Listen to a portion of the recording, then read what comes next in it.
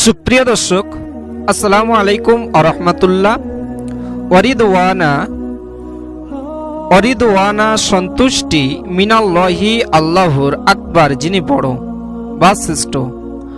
আল্লাহ আর আল্লাহর সন্তুষ্টি হলো সবথেকে বড়। জান্নাত কেমন হবে? চিরস্থায়ী সুখের, ঘুমহীন জীবন, আল্লাহর সন্তুষ্ট। রমজানে প্রতিটি রোজা, প্রতিটি দোয়া জান্নাতের পথের এক একটি ধাপ। জান্নাতের দরজার বাহরাইন হাদিসে এসেছে, রোজাদারেদের জন্য জান্নাতের বিশেষ দরজা খুলে দেওয়া হবে, যার নাম হলো বাহরাইন।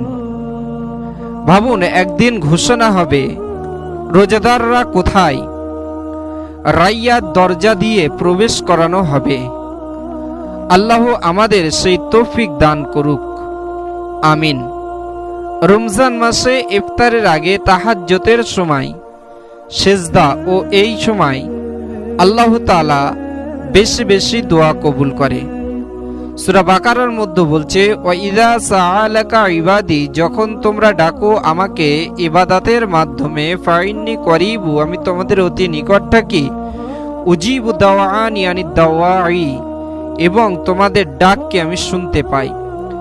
হে বান্দা, তোরা যখন আমার সম্পর্কে জিজ্ঞাসা করিস আমি তোদের নিকটবর্তী। যখন কেউ আমাকে ডাকে আমি তার ডাকে সাড়া দেই। আল্লাহ কতটা কাছে আছে এই আয়াত দ্বারা প্রমাণিত। এই আয়াতে লক্ষ্য করুন, এখানে বলুন শব্দটি আছে। আল্লাহ নিজেই বলেছে আমি কাছে। আপনি যখন চোখের পানি ফেলবেন, আল্লাহকে শুকরিয়া যাপন করবেন, রমজানের দোয়া আল্লাহ রব্বুল আলামিনের দরবারে কবুল হবে। তার কিছু সময়, ইফতারের আগের মুহূর্ত, শেষ রাত্রি তাহাজ্জুদের পরে, লাইলাতুল কদরের রাত্রে দোয়ার আদব। আল্লাহর প্রশংসা দিয়ে শুরু করতে হবে, দরুদ শরীফ পড়তে হবে, মন থেকে কান্না করতে হবে।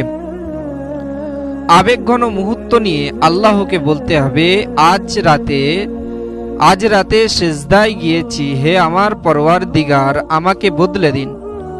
আল্লাহ আমাদের দোয়া কবুল করবে, আমিন। বন্ধুরা, ভিডিওটি ছিল